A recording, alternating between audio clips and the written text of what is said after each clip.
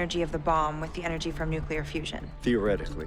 Right, and the reaction in that container's giving off, I don't know, 3 million tons of energy? Give or take. So, 3 megatons of energy, that's 3 billion joules.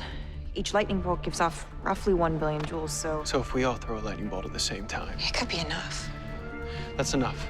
That'll work. Let's do it.